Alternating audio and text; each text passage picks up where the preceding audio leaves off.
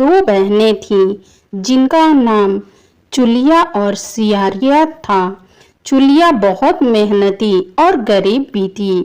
वह मजदूरी करके अपने बच्चों को पालती थी, लेकिन सियारिया गलत आचरण वाली थी, जो हमेशा मौज और ऐश करती थी और चुलिया से जलती भी थी। हर वक्त सियारिया यह सोचती कि चुलिया इतना खुश कैसे रहती है। चुलिया की हंसी खुशी सियरिया से सहन नहीं हो पाती थी, जिसके कारण सियरिया चुलिया के संतानों को सताने के कई प्रयास कर चुकी थी और कई बार चुलिया के बच्चों को खत्म करने की कोशिश भी कर चुकी थी। किंतु चुलिया की तपस्या और व्रत के कारण उसके बच्चे हमेशा सुरक्षित बच जाया करते थे। एक दिन सियरिया चुलिया के सभी बच्चों को लेकर जंगल में लकड़ी चुनने के लिए लेकर गई। वहां जंगल में लकड़ी को चुनते चुनते बच्चे थक गए और थोड़ी देर के लिए सो गए। बच्चों को सोता देख सियरिया ने सभी बच्चों का सर काट दिया और टोकरी में रखकर वापस घर आ गई और चुलिया को वह टोकरी भेंट में दे दी और कहा, दीदी मैं जंगल से आपके लिए नारियल लाई हूँ, बच्चों को खिला देना।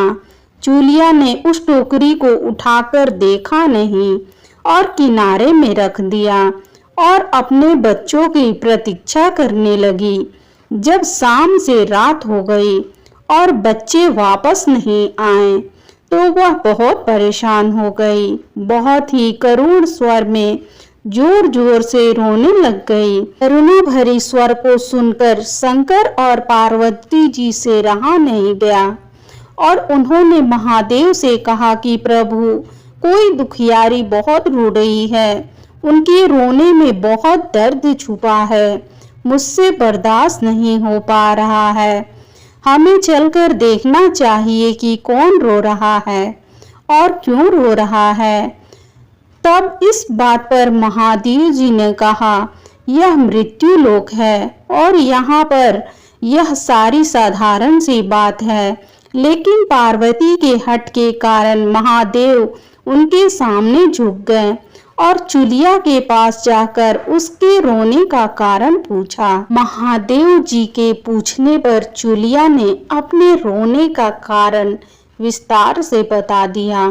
शंकर जी ने जब ध्यान लगाया तो उन्होंने चुलिया के बच्चे को जंगल में मृत पाया, जिसके बाद शंकर जी ने पार्वती जी को अनुरोध किया और बच्चे को पुनर्जीवित कर दिया।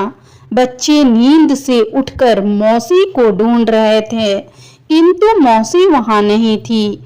बच्चे डर कर घर आ गए और मौसी के सारे कार्य माँ के सामने बता दिए। यह सब सुनकर चुलिया सियारिया के पास जाकर लड़ने लगी कि तू मेरे बच्चे को जंगल में क्यों अकेला छोड़ आई। दोनों बहनों में लड़ाई शुरू हुई और यह लड़ाई 7 दिन 7 रात तक चलती रही, किंतु इस लड़ाई का कोई हल नहीं निकला। जिसके बाद दोनों ने उस जंगल में एक तपस्वी को घटना सुनाई। घटना को सुनाने के बाद तपस्वी ने दोनों को आदेश दिया कि तुम दोनों जाकर पास में खेल रहे बच्चे को बाल से पकड़कर घसीटते हुए मेरे पास लेकर आओ, उसके बाद मैं निर्णय करूंगा। चुलिया बच्चे की माँ थी, उससे बच्चों की पीड़ा नहीं देखी जा सकी। उसने महात्मा के वचनों का पालन नहीं किया, लेकिन सियरिया दौड़ती हुई गई और खेलते हुए बच्चों को बाल से पकड़कर खींच कर ले आई। जिसके बाद तपस्वी ने सियरिया को यह श्राप दिया कि हर जन्म में इसी प्रकार तू सदैव जलती रहेगी और दुखी होती रहेगी।